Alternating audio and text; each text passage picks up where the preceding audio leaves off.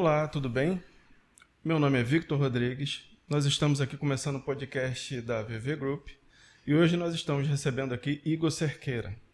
Nada mais, nada menos do que foi o presidente e fundador da Associação Nacional dos Estudantes Brasileiros em Portugal. Já foi um blogueiro que teve mais de 10 milhões de visualizações. Criou o Estúdio em Portugal, uma startup que revolucionou a comunicação das universidades portuguesas através de redes sociais. E aí, Igor, como está? Tudo certo, Vitor. Muito obrigado pelo convite. Sempre uma honra estar aqui partilhando com patriotas, não é? E conversando sobre negócios. É verdade. Igor, vamos falar um pouquinho da tua trajetória, porque é um caminho muito bonito, né? Você, assim como muitos brasileiros vieram de fora, passaram pela imigração, passaram pelas barreiras, pelos desafios, pelo processo, né, da vida e de quem empreende. Então, nós gostaríamos de conhecer um pouquinho mais como foi para você conseguir se destacar no mercado português. Você veio de Duque de Caxias, no Brasil, correto? É isso, eu venho de Caxias e costumo dizer, né, que quando a gente pensa Brasil e Portugal, o Brasil é o país do carnaval, né, do samba, e Portugal o país do fado. Então é uma mistura curiosa.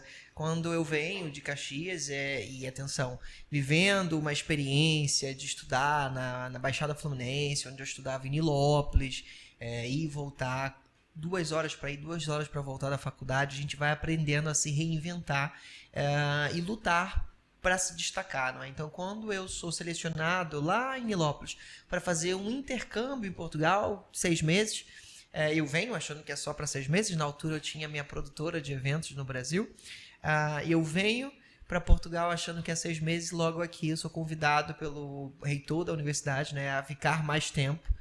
E, claro, seguir um trabalho que a gente começou a fazer aqui, que era a promoção do ensino superior português para o Brasil. Na altura era o Politécnico de Bragança, uma cidade do interior de Portugal, fronteira com a Espanha, muito pequenininha. Uma cidade onde eu peguei menos 7 graus, então imagina, o cara sai do Rio 40 graus e chega em Bragança, menos 7 graus, neve.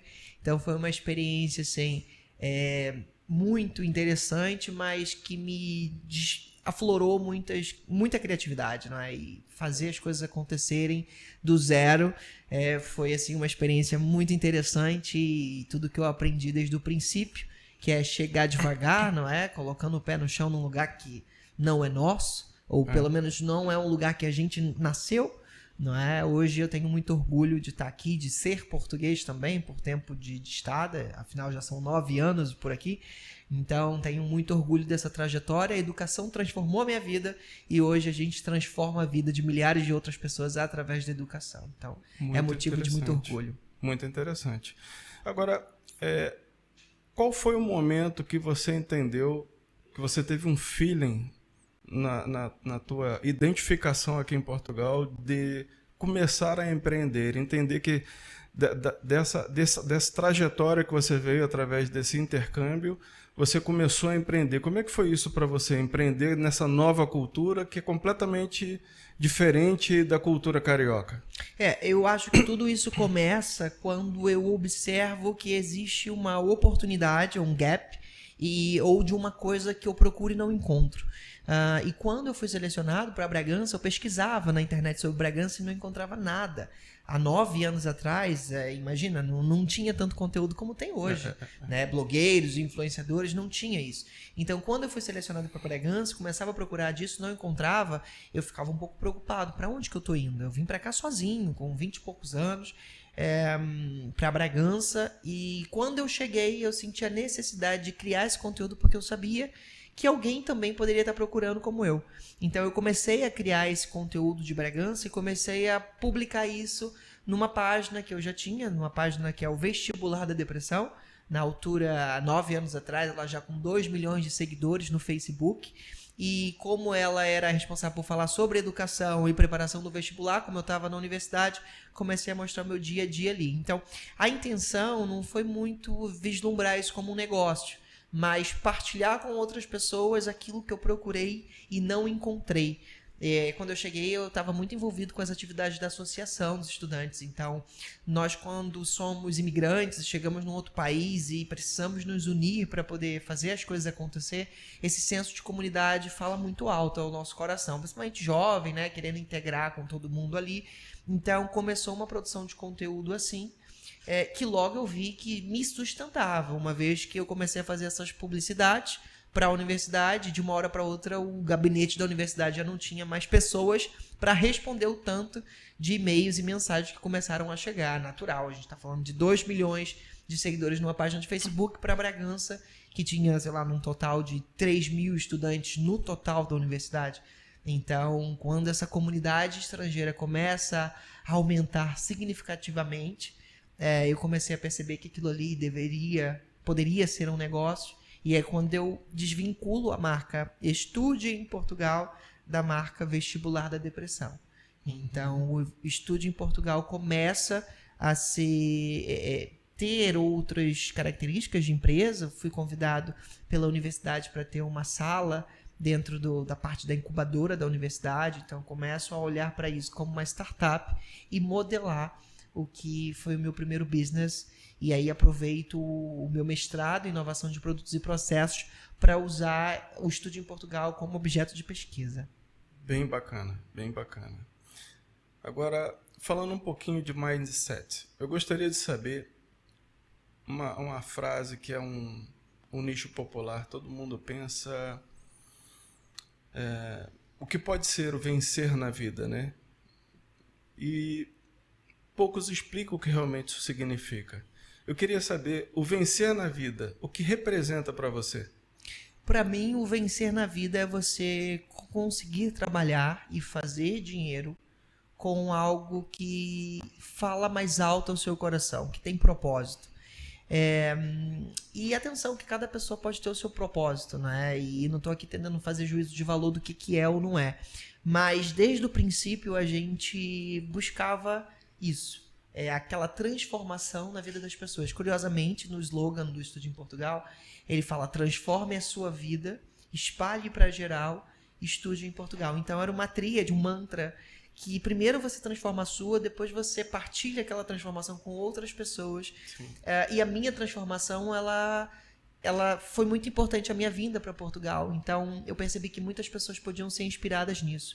Hoje eu sinto que venci na vida porque não só o Estude em Portugal, que já tem 9 anos de história, mas hoje também o nosso próprio centro de formação que temos, que é a Prepara Portugal, um centro que é certificado pelo governo português, onde a gente hoje tem mais de 32 nacionalidades matriculadas com a gente, em um ano de história, com mais de 1.500 alunos no nosso próprio centro de formação. Isso me deixa mesmo muito orgulhoso do trabalho que a gente está fazendo e de onde ainda vamos chegar, porque ainda há muito caminho para trilhar. Estamos no desenvolvimento da nossa própria universidade. Então, ter esses projetos que trazem uma bandeira de integração da comunidade brasileira, mas não só, de toda a comunidade imigrante dentro de Portugal, é um motivo de muito orgulho para que a gente esteja... Sim. Pegando um gancho do que você falou, eu tenho um dado que, além de ter sido mais de 1.500 alunos, esses alunos, não só de Portugal, tiveram 32 nacionalidades envolvidas, né? É isso, são 32. Quer dizer, o alcance, realmente, o trabalho que você está fazendo é um trabalho muito bacana, muito bonito e que só tende a somar. Agora, eu tenho uma pergunta. Qual foi o teu maior desafio nesse caminho e o que esse desafio te fez crescer? O que esse desafio que você pensa que pode ter sido a sua maior barreira nesse processo te fez crescer como pessoa? Eu acho que todos os maiores desafios que a gente teve dentro desse percurso foi as coisas não acontecerem como a gente esperava. E aí, quando você está de frente com uma coisa que não acontece do jeito que você espera, a pergunta é: por que isso não acontece do jeito que eu espero? Então, das duas, uma: ou você está esperando errado, ou você está fazendo um caminho errado para chegar àquilo que você espera. Então, esse foi todos os principais desafios se resumem nesta observação. E como que eu resolvi isso? Parei e ouvi. Ouvi o que o outro lado esperava para aquilo. Por que a reação que eu esperava não era o que estava acontecendo? A primeira coisa acontece quando a gente lança Estude em Portugal. Somos muito bem recebidos por Bragança, né? Já estávamos incubados dentro da Universidade de Bragança, mas era Estude em Portugal e não Estude em Bragança. Então, quando a gente tenta expandir isso para outras universidades, nós não somos reconhecidos pelo trabalho que a gente está fazendo. E aí eu não entendi o porquê. Poxa, a gente com vários seguidores, fazendo uma conversão real, comecei a ouvir. Falei, vamos ver o que essas universidades estão a fazer. Na altura, e elas seguem fazendo isso, participavam de feiras presenciais nos países. Fui representar elas em feiras. E aí eu percebi que as pessoas numa feira de intercâmbio, elas só estavam lá para ganhar brinde. Há 9 anos atrás, a ideia do brasileiro é o American Dream. Então ele queria ir para uma feira de intercâmbio para ir fazer inglês nos Estados Unidos ou para o Canadá. Ninguém queria saber de Portugal há 9 anos atrás. Então eu falei, opa, aqui não é o melhor lugar. As faculdades estão colocando dinheiro aqui, mas elas não aceitam colocar dinheiro na minha página do Instagram porque elas acham que no Instagram não vende. Eu já tive reitor que riu da minha cara quando eu falava que a proposta era promover as universidades na rede social. Então, claro, ele não usava, né? Em Portugal não usava-se isso como se usa hoje. E eu estou falando de um cenário antes da pandemia. Então, algumas universidades eu tive muita resistência, mas eu comecei a observar o que ele queria ouvir. E percebi que se eu falar para ele que eu tinha 100 mil seguidores no Instagram, isso para ele não representava muita coisa. Sim. Mas quando a gente começou a fazer um trabalho de assessoria de imprensa, sair nos grandes veículos de comunicação do Brasil, no Jornal Globo, no R7, no Record, comecei a perceber que aí ele começava a valorizar o reitor da universidade. Paralelo a isso, eu comecei a ouvir os meus seguidores também, né? Porque o nosso business era B2B só. Onde a minha ideia era, eu vendia para as universidades essa publicidade, ela contratava isso aqui, eu promovia esse material de forma gratuita para os seguidores que estavam vendo do Brasil e a galera vinha para aquelas universidades que me patrocinaram para aquilo. Quando eu percebo que do outro lado, no B2C, eu tinha pessoas em casa que estavam dispostas a pagar para ter um atendimento mais personalizado, eu falei, vamos lançar aqui o nosso programa de mentoria.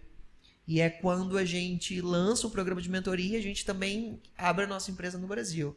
Então a gente hoje tem a Estude em Portugal e no Brasil, onde no Brasil ela funciona como uma empresa de consultoria. Aí temos aí os nossos clientes que contratam um acompanhamento para fazer a aplicação nas universidades portuguesas. E do lado de Portugal nós temos uma empresa de publicidade que faz a divulgação dessas universidades. Então, ao ouvir, com uma escuta ativa, eu observei e lançamos o nosso programa de mentoria, que no primeiro ano bateu 1 milhão de faturamento de reais. E depois as universidades, que também aceleradas pela pandemia, né, perceberam que não fazia sentido, na verdade nem tinha mais feiras para elas estarem presentes, porque foi tudo fechado, e a única coisa que restava era ir para a internet, só que a Estude em Portugal já estava na internet. Sim. Então, quando a gente começou a fazer esse trabalho, uma universidade começou a partilhar para outros resultados, e pronto, e aí começou a aflorar e hoje já visitamos mais de 30 universidades em Portugal, o que é um número muito expressivo, né? Porque Portugal é um espaço muito pequeno, e já fomos de norte a sul do país, nas principais universidades públicas, nós já estivemos lá. Então, se você jogar no YouTube lá, Estude em Portugal em Universidade de Algarve, vai estar lá. Procurar na Politécnico do Porto, Santarém, Coimbra, Setúbal, Leiria, todas essas coisas, Bragança, todas essas instituições nós já visitamos e deixamos aí uma amostra, né, no nosso canal de como é estudar nessas universidades portuguesas. Ouvindo você falar isso tudo para mim, me veio uma palavra à cabeça, inovação. E você é um líder nato, evidente. E empreendedorismo está no teu sangue. Então eu vou juntar os títulos que me vêm à cabeça e penso em líder inovador. Foi uma característica que você teve que ter para poder passar pelos seus desafios. Até aí, ok. E hoje, o que você acha, se você pudesse dar uma opinião a uma pessoa que está vindo da cultura diferente, que é a cultura daqui?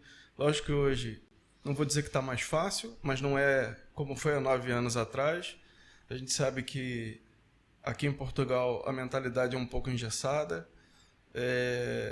qual a opinião que você daria hoje para uma pessoa que vem de fora ser um líder inovador? Tem que vir com a cabeça aberta. O que você acha? O primeiro passo é não achar que sabe de tudo. Eu acho que quando o camarada acha que sabe de tudo, é aí que ele não sabe de nada. Esse é o primeiro passo, seja onde quer que a pessoa esteja. E segundo, é quando a pessoa, junto com isso, chega num lugar diferente que o dela. E acha que aqui é o Brasil. Ou qualquer outro país que ela veio. E não é. É totalmente diferente. Então, eu acho que escutar, hoje em dia, está cada vez mais difícil. A gente precisa escutar mais e falar quando convém, não é? A gente está aqui para aprender. Quando a gente perde a ideia de aprender alguma coisa, o tesão por aprender, é meio caminho andado para dar errado. E eu quero sempre manter em mim essa vontade de aprender uma coisa nova. Às vezes isso me põe maluco, porque eu vou aprendendo coisas em diferentes contextos, e quando vai ver eu tenho ali um monte de coisa acontecendo ao mesmo tempo. Mas pronto, eu funciono assim, eu acho que a dica é não achar que sabe de tudo. Sim, eu penso que o nosso cérebro ele é elástico. Quando a gente consegue ver uma nova fronteira, dificilmente o cérebro vai voltar ao tamanho que era e ao que enxergou. Porém, nós nunca podemos ser um copo cheio.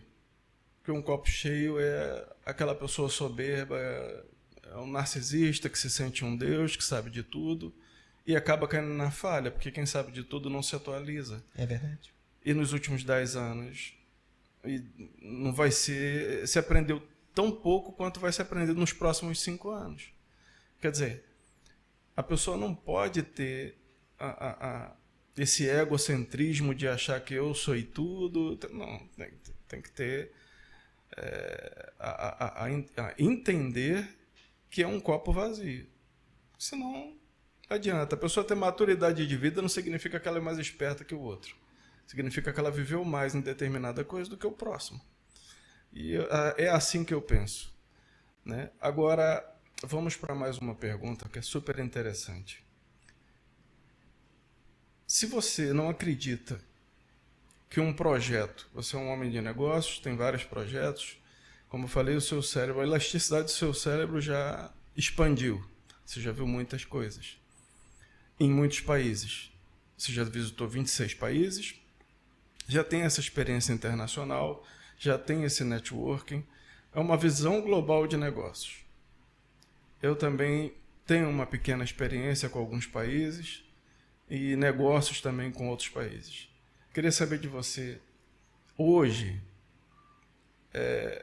na tua visão global, você pensa em expandir esse seu projeto, o estúdio em Portugal, ou levar isso de alguma forma para outros países onde a pessoa tenha a língua portuguesa ou outras línguas?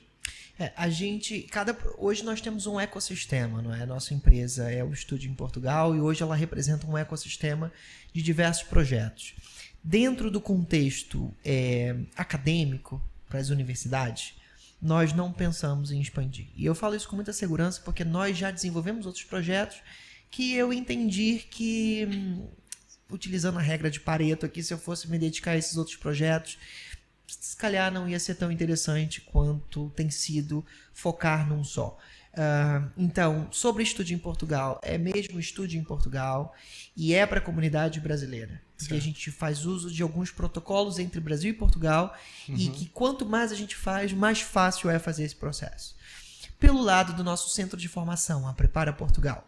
Esse é um projeto que a gente já internacionaliza, né, com 32 nacionalidades matriculadas, mas com um olhar agora muito interessante, não só para os falantes da língua portuguesa, né, em muitos países de África, mas também para falantes da língua inglesa.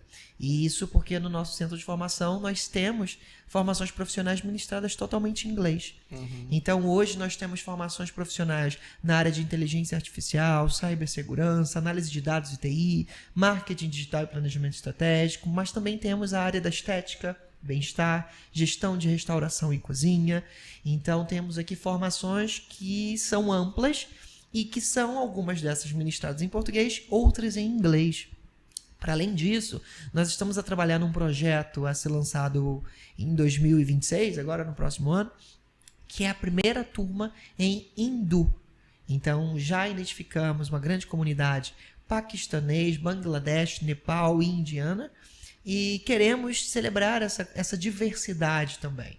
Não é? Se para nós, brasileiro, por vezes é desafiador estar num país que fala a mesma língua que a gente, imagina para as pessoas que não falam a mesma língua que a gente.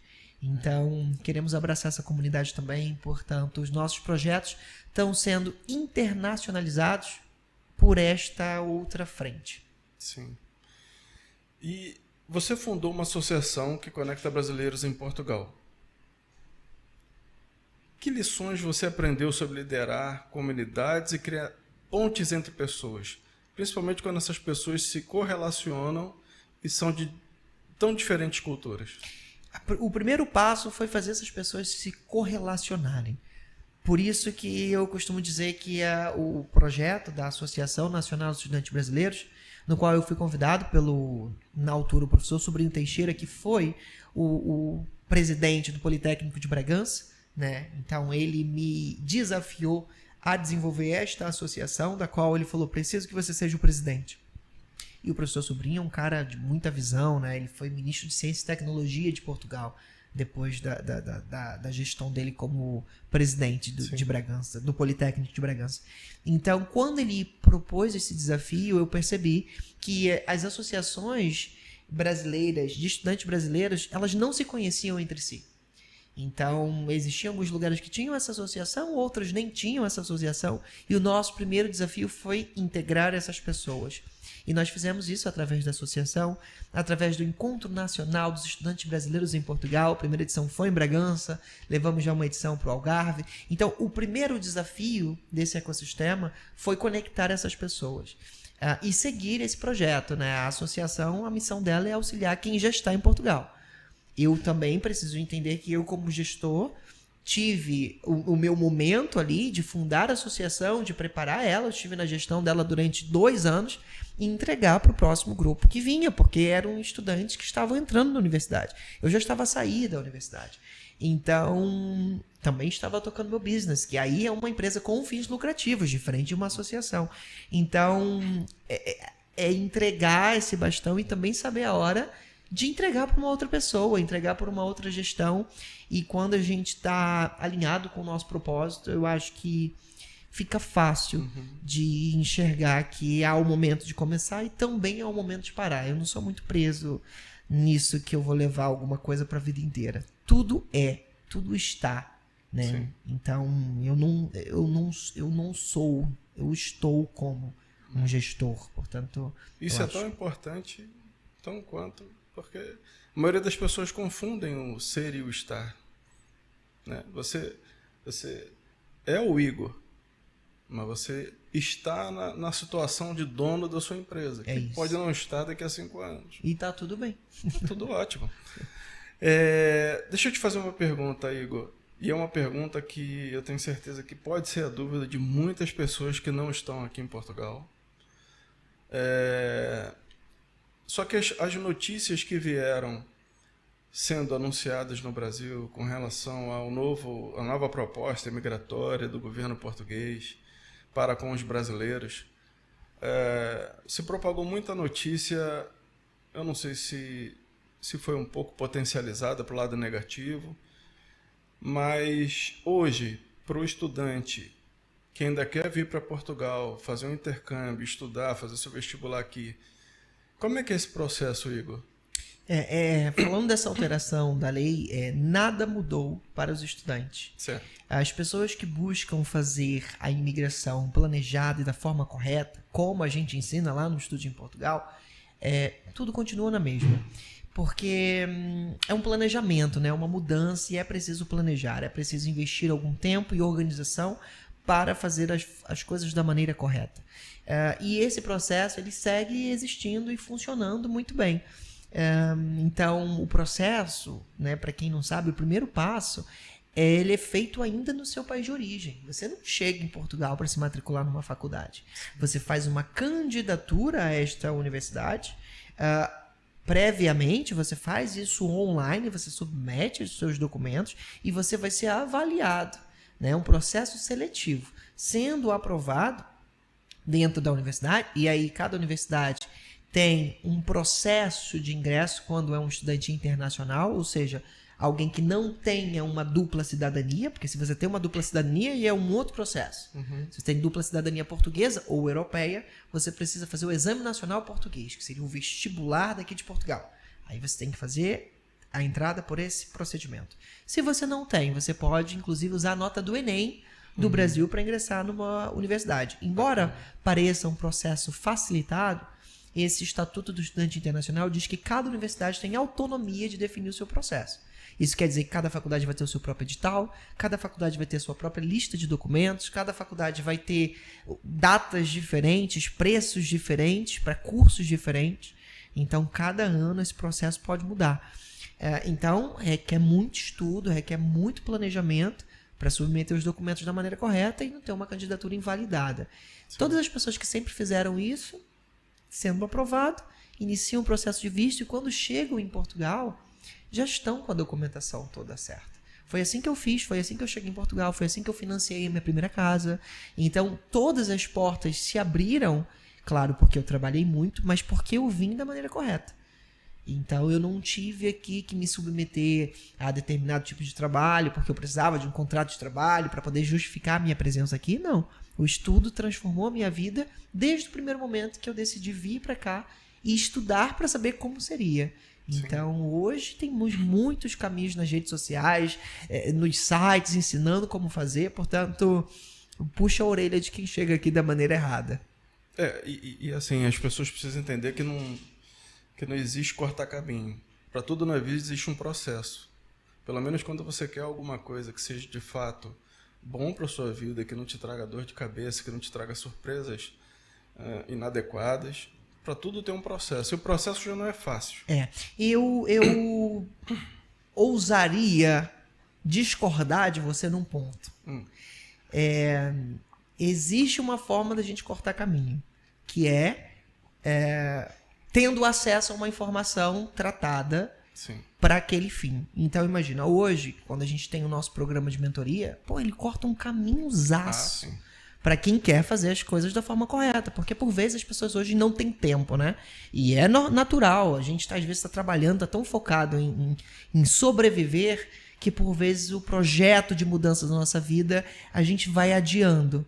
E eu falo isso por experiência própria. Isso foi uma chave que virou na minha cabeça e que quando a gente vira isso nas nossas cabeças, e calhar para o pessoal que está assistindo a gente de casa, isso pode transformar tudo. Que é o cortar caminho da forma correta.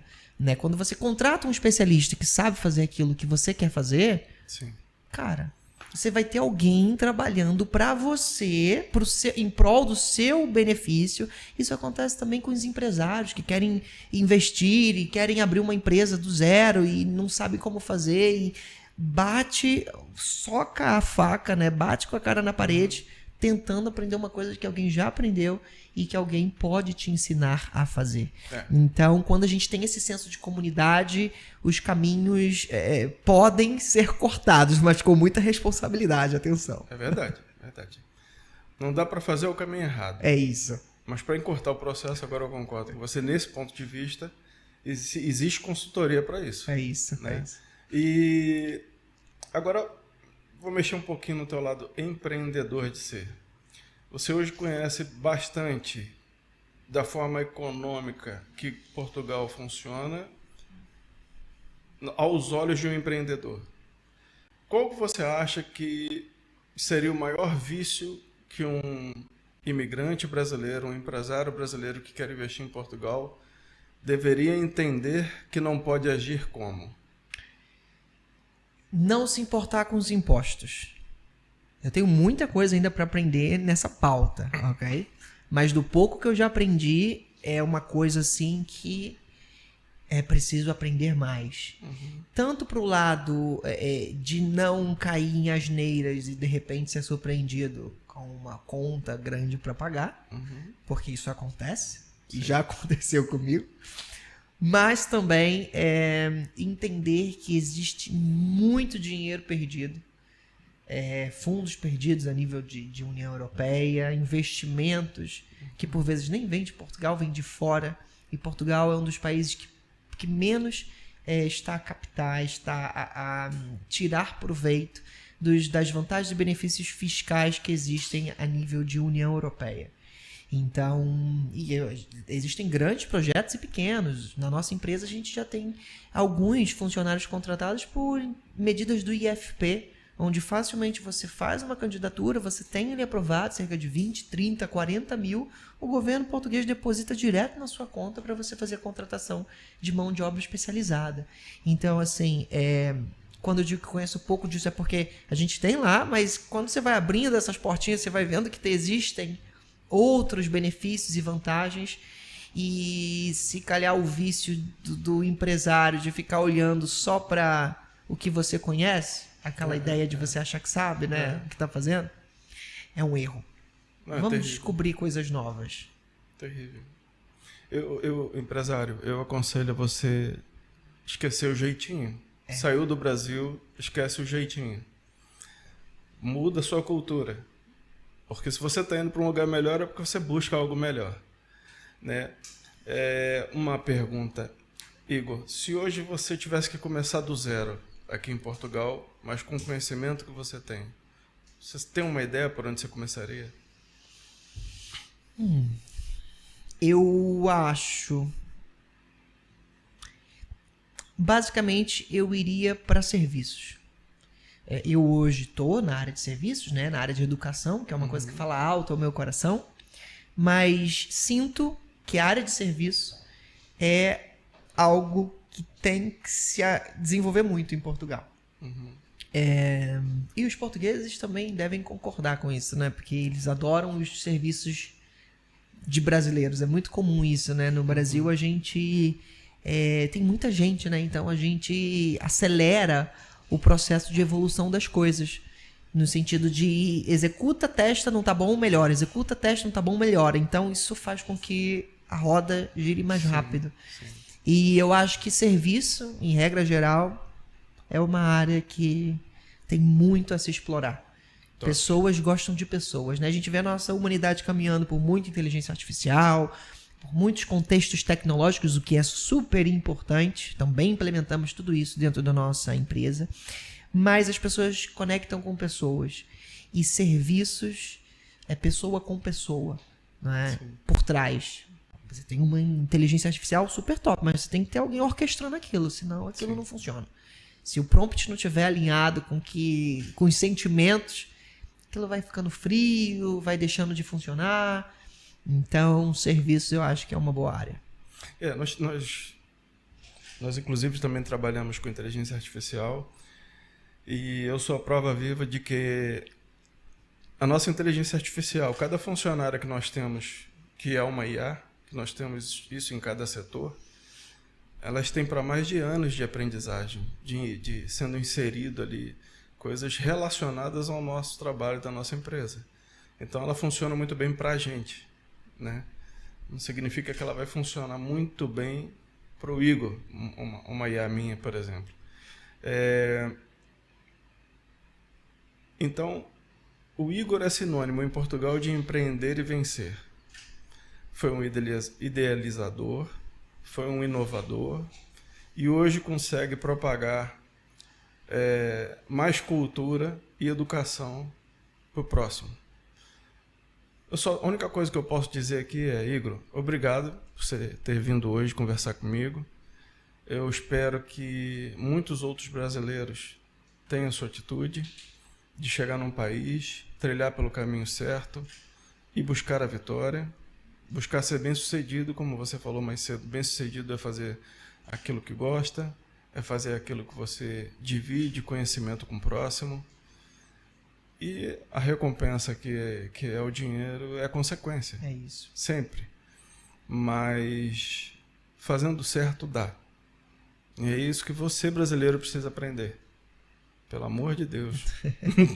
Eu agradeço imenso o convite e deixo aqui também um convite para quem está assistindo a gente. Você que é empresário brasileiro, está em Portugal ou em qualquer lugar da Europa, eu deixo aqui um convite para uma iniciativa que nós temos, que é o Prêmio Estrela do Atlântico. Exato. Esse prêmio é uma cerimônia de gala que reúne os melhores brasileiros de toda a Europa.